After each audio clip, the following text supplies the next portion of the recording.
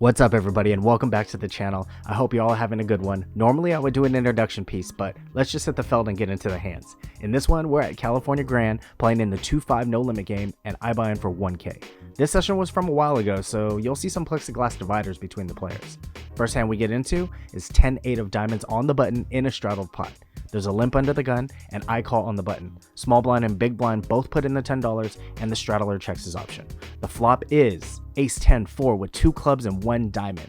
It gets checked to the straddler and he bets 15. I make the call with second pair and backdoor diamonds, pretty standard here. Everybody behind me folds. The turn is the 8 of clubs, which obviously hits our 2 pair. It's a good card, bad card situation here. He checks and now I'm thinking he's got an ace with maybe a bad kicker, but what will he call? Does he have a club to go along with it? Let's find out. I bet 45 and he quickly folds. Maybe I should have bet less to get 2 streets of value from him. The next hand of note is the monster of all pre-flop hands. It's pocket aces. There's 2 limps and I raise to 20. I know it's a little bit on the small side, but this game was playing a little bit nitty. Not a lot of people were calling bigger raises, so I wanted to get some action. Guy to left of me calls and the button calls. Now the big blind makes it 75 to go. That's music to my ears. The guy to his left calls, which is kind of weird. And now it's back to me. The big blind has about 700 behind. I want to try to find a way to get stacks in. There is a guy in between who called 75, so I got to size up a bit. I make it 375 to go. It gets folded to the big blind and he snap jams. The limp overcaller folds and of course I snap call. Let's see the run out. It's 9, jack 6, ace on the turn, which improves us to top set, and then a 3 of diamonds on the river. He shows pocket kings, of course. I table the winner. This is a very nice way to start off a session. This next hand we downgrade a little bit from aces to ace king in the cutoff in a straddled pot. Ace king is still a super premium hand. The hijack raises to 55. He's been very active and loves to 3-bet and get involved in a lot of pots. With this information, we're ahead of his range. I mean, we're probably ahead of most people's range. And this is arguably either the 3rd or 4th best hand in Hold'em. Do you guys put ace king above queens in your hand ranking? I know Phil Homie doesn't. Anyways, we're about 460 effective against the guy, and I want to go heads up and get stacks in. I make it 200 straight. It folds to him, and of course he calls. We're going to a flop, and I have it in my head that I'm jamming or calling off on any flop. Well, the flop brings 10-9-8 all diamonds. If not for my king of diamonds, this might be the worst flop in history against this guy's calling range. He checks and I could jam here, but what hands am I going to get to fold that I beat? Just small pocket pairs, right? So I decide to check. The turn is the queen of diamonds. So now I hit my flush, but I lose to both big flushes that would call me. Ace of diamonds and jack of diamonds both beat me. The next best diamond is the 7 of diamonds. I decided to check again after he checks to me a second time. The river is now the 4 of hearts. He fires out a bet of what looks like about 85 or so. I throw in a chip and snap call. He shrugs and shows pocket 10s. He had top set on the flop. Wow, I guess I could have gotten a bet on the turn and maybe have him commit all of his chips on the river, but I didn't know that. Luckily, he didn't fill up and I take this one down. Well, if we start off with aces, we downgrade to ace king. It's only right we downgrade again. This time we have ace 5 offsuit on the button. Hijack and cut off both limp. I call and the big blind checks his option. The flop is 3, 4, 6 rainbow. They all check to me, and with an open-ended straight draw and 1 over, I'll semi-bluff and bet this hand. I fire out 15. Big blind and cut off both call, so now we're going 3 ways to the turn. The turn is another 6. It's the 6 of clubs. This is a good card for me as they might not have top pair here because they all check to me in a limp pot, which means they can't have trips. Well, they can, but I'm hoping that they don't. So when they both check to me again, I follow up and continue my story that I have the best hand with a bet of 45. This will get some middle pairs and open enders to hopefully fold out. Only the big blind calls. So now we're going heads up to the river, which is the 7 of diamonds. We fill up our straight. I know fill up means full house, but we hit our straight. He checks for the 3rd time, and now I finally made my hand, and I'm hoping he has a bear 6 or maybe a 7. I'm going to target those type of hands, so I bet 50. He doesn't look too happy as he puts in the 50. I show, and he mucks. We take down another one. I want to take a quick intermission to tell you guys about a meetup game happening at Bankers Casino in Salinas, California. Just a little backstory. During the pandemic, my local card rooms were closed down, and one of the closest rooms open was Bankers. Never been there before. Never even knew they existed. I'm glad I went because I got to meet JC, one of the managers, and over the years we formed a friendship, and he asked me if I wanted to do a meetup game at his card room. I talked to Doug and Andrew Locke, and they were down to be a part of it. So this weekend, Saturday the 23rd, we will be hosting a 2-5 no limit game at Bankers starting at 2 p.m. and running until about 8. On Sunday the 24th, we will be playing in their $365 bounty tournament, which starts at 10 a.m. Registration will be from Saturday until Sunday at noon. Andrew, Doug, myself, and possibly some others will have bounties for some cash if you knock us out. So if you have some time, come on by. We recommend you sign up for the cash game on Poker Atlas, and if you are having trouble with the app, you can always call in and put your name up. There's a lot of aces in this session, so let's follow that up with another one. We have ace-jack offsuit in the small blind. It folds to the button and he makes it 15 to go. I'm not going to let him bully my blind, and my hand is ahead of his button range, so I 3-bet to 50. Big blind folds and button makes the call.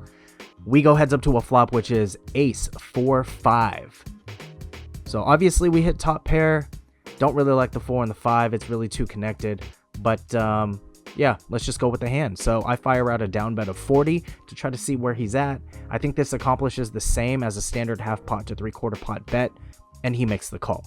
The turn is the king of diamonds. This is a perfect card since I took ace king out of his range, since he didn't re-4-bet me pre-flop and didn't raise me on the flop. Also, it makes it less likely he has a king. So I size up to 115. He calls, and I figure by now he probably has like ace 10, ace rag, maybe with a gut shot straight draw. I'm hoping for a good river, and it's probably the best one ever. It's the 9 of spades. I need to find value and bet what I think he's comfortable calling off. I was initially going to be betting about 205, but decided that I don't want him folding to that type of bet, so I get 155 and put it in the middle. He tanks for a long time and eventually musters up the courage to look me up. I show my hand and he says, "Nice hand." We take another one down.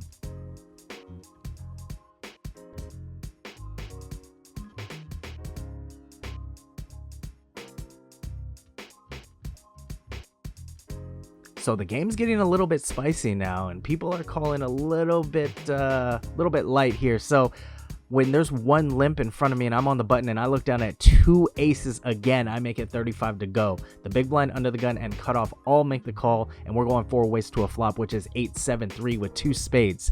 They all check to me, and I fire out a bet of 55. Only the cutoff calls. He's been splashing around since he got to the table, so he doesn't really have to have much here. The turn brings the king of diamonds. He doesn't really have much behind, maybe just a little bit over 300. I want him to commit his stack by the river, so I bet 195. I know it's a little bit big, but knowing that he can't fold with any pair if he calls this, and like clockwork, he makes the call. River brings the 3 of clubs, pairing the bottom card, which is an amazing card for us. He decides that he wants to put the rest of his chips in and declares all in. I, of course, make the call. He tables king 5 of spades, which was top pair on the turn, plus the front door spade draw.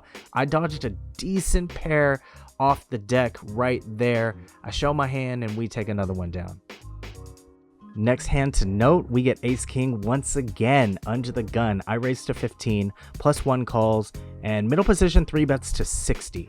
He 3-bet me the hand right before I started recording this one, so I tend to believe him a little bit less. The guy to the left of him folds and it comes back to me. I contemplate putting in the 4-bet, but I don't want to play out of position to him because he seems like a very aggressive player, and I feel like if I hit any flop, I'm going to be able to extract some money out of him. So I flat and plus 1 folds. We're going heads up to a flop of king 4. Absolute beauty of a flop. I check, and like I knew he was going to do, he puts in a c-bet for 110. We are about 700 effective, and I'm trying to think of lines that will allow me to get the max. I could flat and check raise the turn, but we're not guaranteed that he's going to bet. I could pull the stop and go, and then just flat and then lead the turn, but that might show too much strength. He's a thinking player, so I chose to go with the line of min raising him, hopefully making him think that I want to buy the pot from him for the smallest risk possible. He tanks for a long period of time, which I feel like is about 3 minutes, but eventually lays it down. Man, that kind of sucks. Hindsight is 2020, but I don't regret my play. Versus this exact type of opponent, I'd do it again if the situation arose later on. So besides the very first 10-8 hand, every single other hand that I've showed on this vlog has had an ace in it. Well, we're going to close out this vlog by giving you a hand that doesn't include an ace. It's pocket deuces. Deuces never lose. So under the gun raises to 15, +1 calls, middle position calls, and cutoff makes it 60 to go. We're in the big blind. We're pretty deep. He has about 1350 behind. I have had 14 pocket pairs this session and not hit one set. You ever get that feeling that you're due for a set after whiffing so many flops in a row? Well, I come in for a cold call of 60. I know, a little spewy, but we're deep and I feel it. Under the gun calls, +1 calls, and middle position calls. So we're going 5 ways to the flop on a bloated pot, and we hit huge window card. Bink the deuce. The board reads Queen 8 deuce with 2 diamonds. I play in flow and check it. It gets checked through to the pre-flop raiser, and what do you know? The best feeling in the world is when he puts in that C-bet. He fires out 240. He has about 1,010 behind, and I'm thinking, how am I going to get the rest of the money in before a scare card comes on the turn like a diamond? I'm putting him on aces or kings. They're essentially the same hand here. I cover him, so I'm hoping we get it in now. I raise to 640, a little bit less than 3x. Now, it gets back to him. He tanks for what I think is about 2 minutes. Now, I know he has an overpair. You can feel the tension as he stands up and contemplates. A few people look like they want to call the clock, but don't. And he finally makes a decision and folds his king's face up. Oh my God, this is so disheartening. I already know you guys are going to blow up the comments telling me that I should have taken the check call lead or check call, check raise route, but I didn't. I made a mistake. And, next time I would definitely play this hand a little bit differently. I think my line looks really strong, especially in a multi-way pot. I know there's a flush draw out there, but I can't be too scared of that. I need to try to get value out of my hands. So maybe next time I'll just flat. Maybe next time I'll put in a smaller raise. But obviously anything that we see on the poker table is a learning experience for later on. And hopefully we can use that to better our game. So we played for about 8.5 hours and we cashed out for 2810. Which is a profit of 1810. So obviously a good night. The hourly is great. The game was good. It got better at the end. Picked up some huge hands, a lot of premium hands. Some of the hands that you didn't see were maybe hands that didn't go past the flop, or maybe that were just not very interesting. So I tried to put the most action-filled hands inside of this vlog, and you got them. So just a quick reminder, once again, we will be hosting a meetup game on Saturday the 23rd this weekend, which will be a 2-5 no limit game at Bankers Casino starting at 2 p.m. and running till about 8. So if you want to get on that list, make sure you sign up through Poker Atlas, or you can just give them a call and put your name up. All right, guys, thanks for watching. Appreciate it. Peace.